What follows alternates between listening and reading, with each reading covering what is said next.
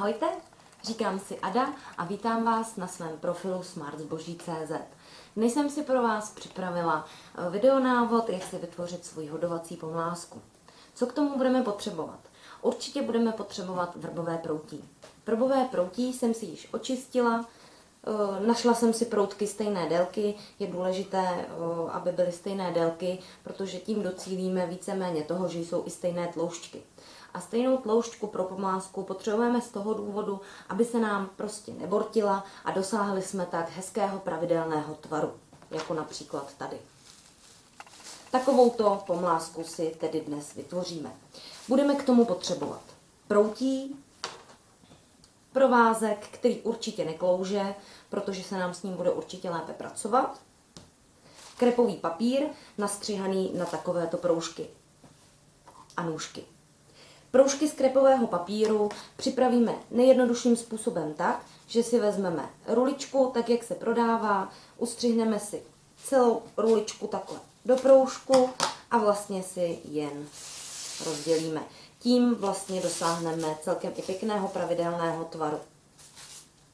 Já si rozdělím nyní na 3 kusy, jelikož letos už mám v sobě 30. pomlázku upletenou, tak ještě mě jich pár čeká. Proutky teda máme, krepový papír máme, nůžky máme, provázek máme a můžeme začít. Já si sundám zde pomocnou šňůrku, takto jsem se již připravila a rozdělila z mnoha vrbového proutí právě ty, které mají stejnou tloušťku a stejnou délku. Proutky si rozdělíme na 4 a 4 kusy, tedy pleteme celkem z 8 proutků. Takže takhle si je tedy rozdělíme a začneme si s rukojetí. Vložíme provázek mezi 4 a 4 proutky, spojíme, pevně chytíme a co nejpevněji utáhneme směrem k nejtlustšímu vrcholu proutku. 3x až 4x si omotáme a následně vlastně přejedeme do vnitřní strany omotávání. A nyní si omotáme takto až dopředu. Rukojeť si můžete udělat každý tak, jak se vám hodí, jestli chcete krátkou, dlouhou, dle libosti.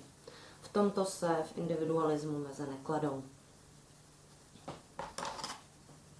Ustříhneme. Nyní vám ukážu, jak si zakončíme rukojeť, tak abychom neměli na pomlázce zbytečné uzlíky. Protože každý zbytečný uzlík vystavuje riziku, že vlastně se nám pomlázka může někde rozpléct.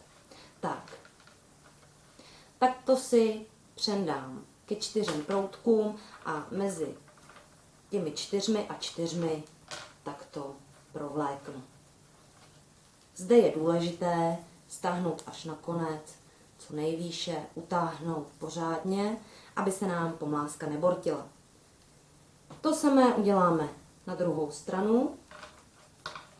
Zase provlečeme mezi 4 a 4. Utáhneme a tím nám vznikne takový to ukončení rukojetě. Nyní nám tu čouhá tento kousek, ten vůbec nevadí, následně vám ukážu, co s ním uděláme, až tedy na konci, až bude pomlázka hotová. Nyní by se nám mohlo stát, že nám ještě při zaplétání začátku pomlázky provázek ujede. Já dnes budu pléci vzhůru nohama, vlastně než standardně pletu, a to proto, aby vy jste viděli z vašeho úhlu pohledu, jak to upléct. Udělám si trošku prostoru, krepový papír si dám na chvilku na stranu, nůžky také, provázek také, vše budu potřebovat až později. Takže nyní rozdělíme si opět pomlázku na 4 a 4 proutky, a to tak, aby nám to co nejlépe šlo jeden po druhém. A začneme tedy tak, že si vezmeme vrchní proutek a propleteme ho na protilehlou stranu mezi 2 a 2 proutky následně. Takto a dozadu krásně stáhneme proutek zpátky. Chvilku se nám tady ta šňůrka bude motat, ale nevadí, my si s ní poradíme. Tak. Nyní po každém kroku musíme tedy mít na každé straně 4 a 4 proutky. Nyní vezmeme z druhé strany a propleteme opět na druhou stranu mezi 2 a 2 proutky. A opět stáhneme dozadu a přidáme ke zbývajícím 3. Tyto kroky budeme stále dokola opakovat.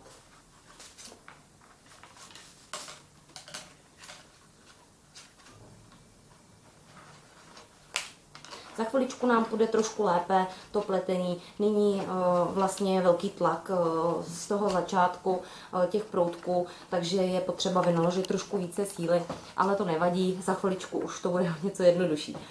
Když by se vám stalo, že vám proutky utečou, nevěžte hlavu, nic se neděje, stačí čistě se zastavit a podívat se, ve které fázi pletení zrovna jsme.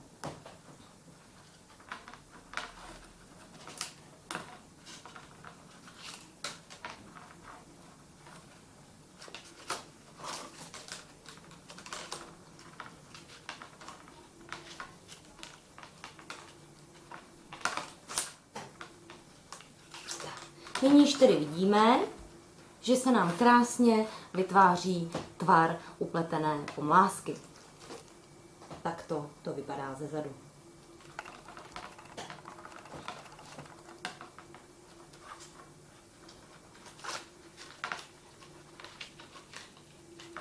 Celou dobu je princip pletení úplně stejný. Já si tedy nyní pomlásku odložím a vemu si již hotovou, abych vám ukázala, jak pomlásku zakončit. Většinou, když potřebuji pauzu na pletení pomlásky, protože někdy, když je opravdu tlustá, tak to vyžaduje hodně síly a občas je potřeba si trošku oddechnout, takže použiju 2 kolíčky na to, abych si to zajistila. Nyní tedy si vezmu 2 kolíčky z druhé pomlásky, kterou budu dokončovat, a tak to zajistím. Tak, abych potom mohla vlastně navázat a pokračovat dál. Když je tedy pomláska upletená, hotová, tak vlastně pouze si vezmeme všechny kanýrky, takto si je spojíme a ovážeme si je provázkem. Dělám si provázek o něco delší, a to z toho důvodu, že bych se chtěla vyvarovat hodně uzlíku na konci pomlásky, protože tím, jak potom vlastně hodujete, tak tím eliminujete riziko, že se vám ta pomláska rozváže.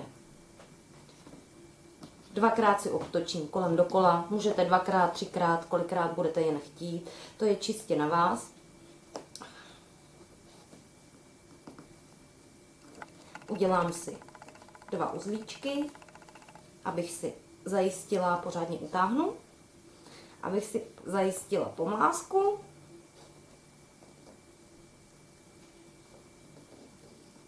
A nyní si vezmu krepové papíry.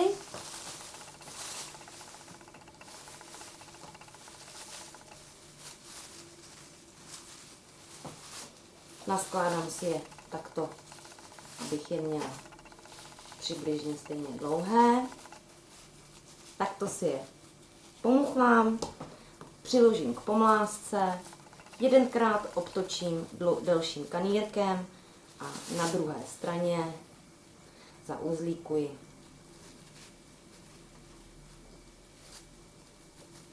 Nakonec dělám raději 3 uzlíčky, když by některý z mužů byl vášnivější, aby to teda vydrželo.